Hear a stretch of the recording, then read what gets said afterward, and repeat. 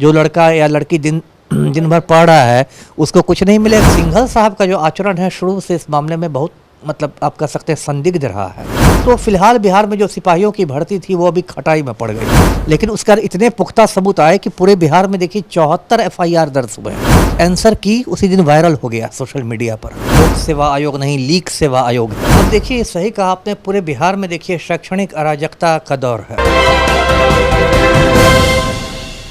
नमस्कार, स्वागत है आपका सिटी पोस्ट लाइव में। मैं हूं मुस्कान और आज हमारे साथ हैं पूर्व IPS अमिताभ दास जी। हाँ, बिहार में जो सिपाही परीक्षा है फिर से पेपर लीक हो गया। BPSC का लीक हुआ, फिर सिपाही भर्ती वाला भी लीक हुआ। बिहार का जो सिटी है, एजुकेशन का जो लेवल है वो इतना हाईलाइट हो रहा है मीडिया में और लोग इतना विरोध कर रहे हैं और बोल रहे हैं कि बिहार और पिछड़ा होते जा रहा है। उस पर आप क्या कहिएगा? पेपर लीक आ रहा है, एडमिनिस्ट्रेशन में फॉल्ट है, किसको आप मानते हैं? अब देखिए, सही कहा आपने, पूरे बिहार में देखिए शैक्षणिक अराजकता का दौर है। आपने सही कहा। पिछले साल जैसे BPSC की जो 67वीं परीक्षा थी, संयुक्त परीक्षा, उसकी प्रारंभिक परीक्षा का पेपर लीक कर गया था मई महीने में, और इतना उसका मजाक बना, लोगों ने मजाक में कहना शुरू कर दिया कि ये लोक सेवा आयोग नहीं, लीक सेवा आयोग है। इतना ज़्यादा लीक हो रहा है। खैर, अतुल प्रसाद सर के आने के बाद से उसके कार्यकलाप में कुछ सुधार हुआ है और अभी जो परीक्षा हुई, शिक्षक भर्ती परीक्षा जो ली BPSC में, उस तो बहुत साफ़ सुथरी परीक्षा हुई। अभी देखिए दूसरी जो परीक्षा हुई, जिसको भी बहुत चर्चा है बिहार में, सिपाही भर्ती की परीक्षा हुई और इसमें 21,391 सिपाहियों की रिक्तियां थी, है ना। और मुझे लगता है कि आज़ादी के बाद बिहार में इतनी ज़्यादा रिक्तियां एक साथ सिपाहियों की कभी निकली नहीं थी।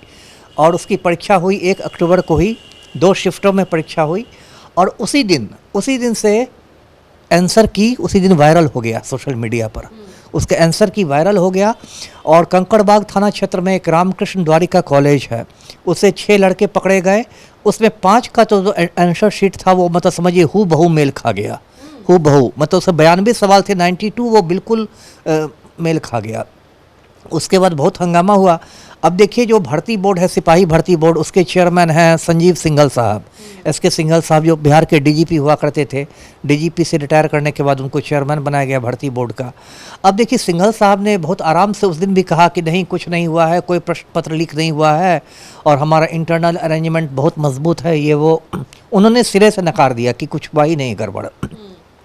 लेकिन उसका इतने पुख्ता सबूत आए कि पूरे बिहार में देखिए 74 FIR दर्ज हुए, है ना। 23 जिलों में 74 FIR दर्ज हुए और इसकी जांच EOU ने शुरू कर दी, जो बिहार पुलिस की आर्थिक अपराध इकाई है। और EOU ने बाकायदा एक SIT का गठन किया, उसमें एक DIG रैंक के ऑफिसर उसके चीफ हैं SIT का। और उसके बाद पता चला कि अब तो परत दर परत निकल रही है घोटाले की। पता चला कि इसमें बहुत सारे लोग शामिल हैं। 4-5 तो सिपाहियों की ऑलरेडी गिरफ्तारी हो चुकी है। उसे पटना पुलिस का भी सिपाही है, नालंदा पुलिस का सिपाही है, और इन सिपाहियों ने मतलब पूरा आंसर की का कर लिया था। तो वो परीक्षा तो रद्द हो गई। जब इतने पुख्ता सबूत मिले तो परीक्षा रद्द हो गई 1 तारीख की, और उसके बाद 7 और 15 को जो परीक्षा होने वाली थी वो भी अगले आदेश तक स्थगित कर दी गई है। तो फिलहाल बिहार में जो सिपाहियों की भर्ती थी वो अभी खटाई में पड़ गई है।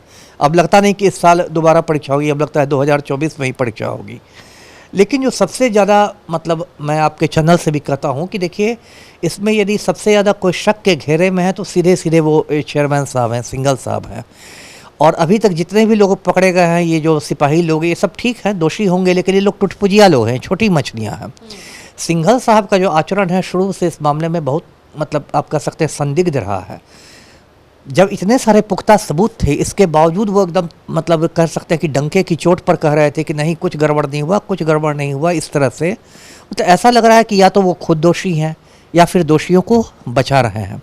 तो दोनों ही स्थितियों में सिंघल साहब से पूछताछ होनी चाहिए, क्योंकि बहुत सीनियर ऑफिसर हैं, 88 बैच के IPS रह चुके हैं। तो नेचुरल है कि कोई कनीय पदाधिकारी बहुत करेगा नहीं, तो SIT के जो चीफ हैं, जो DIG हैं, खुद उनको सिंघल साहब से पूछताछ करनी चाहिए। और इसमें, क्योंकि मेरा अपना मानना है, ये मेरा निजी विश्वास है कि इतना बड़ा घोटाला बहुत ही टुटपुजियों के बल पर नहीं हो सकता है। जब तक बहुत किसी शक्तिशाली व्यक्ति का वरद हस्त नहीं होगा, आशीर्वाद नहीं होगा, जब तक कोई इनसाइडर इसमें नहीं मिला होगा, तब तक इतना बड़ा घोटाला नहीं होगा। और देखिए, इन लोगों ने मजाक बना के रख दिया। आप खुद सोचिए, यदि कोई सिपाही 10 लाख रुपया खर्च करके आता है पुलिस की नौकरी में, तो वो क्या ईमानदारी है। सुनने में आया है कि 5-10 लाख रुपए दिए भी गए हैं और आगे का पेमेंट भी हो रहा है। बिल्कुल बिल्कुल। और इन लोगों ने मजाक बना लिया ना। अब देखिए, ये परीक्षा होने के कई महीने पहले से गांव में दलाल लोग सक्रिय हो गए थे। वो कहते थे कुछ नहीं करना है, इतने रुपया खर्च करना है, 8-9 लाख खर्च करना है, और उसके बाद क्या होगा कि बस आपको OMR शीट में बस रोल भर के आ जाना है, बाकी हम लोग मैनेज कर लेंगे, आप फिजिकल की तैयारी कीजिए। तो इन लोगों ने तो मजाक बना दिया है। अब बताइए, इतनी बेरोजगारी है, यहाँ लाखों लोगों ने फॉर्म भरे थे। जो लड़का या लड़की दिन भर पढ़ रहा है उसको कुछ नहीं मिलेगा, कोई आदमी सेट करके उसको पूरा का पूरा आंसर की मिल जाता है। तो ये तो परीक्षा का मजाक बन गया ना। इसलिए सर बहुत कड़ी कार्रवाई होनी चाहिए। रद्द तो हुई, परीक्षा ठीक हुई, लेकिन आप सिंघल साहब से, चेयरमैन साहब से पूछताछ होनी चाहिए जी। तो आप सुन रहे थे पूर्व IPS अमिताभ दास को। इनका कहना है कि SK सिंघल से भी इन्वेस्टिगेशन में उनको बैठाना चाहिए, उनका इंस्पेक्शन होना चाहिए कि ये जो पेपर लीक है ये छोटे मोटे ऑफिसर के द्वारा होना तो मुश्किल है, क्योंकि ये बहुत बड़ा एक तरफ से करप्शन है और बहुत बड़ा लीकेज है और लूप होल है अपने बिहार एजुकेशन और रिक्रूटमेंट में। तो इनका कहना है कि सख्त के दायरे में सिंघल जी को भी रखा जाए और पता लगाया जाए कि इसके पीछे किसका हाथ है, क्योंकि ऐसे तो बिहार का जो इमेज है एग्ज़ाम को लेकर ऐसे ही काफ़ी ख़राब हो चुका है पूरे इंडिया में, और इसको लेकर अगर कोई स्ट्रिक्ट एक्शन नहीं होता है तो बिहार का जो इमेज है वो और ही डिट्रॉयड होगा या ख़राब होगा। आप भी अपने राय दे सकते हैं कमेंट सेक्शन में। तब तक के लिए नमस्कार।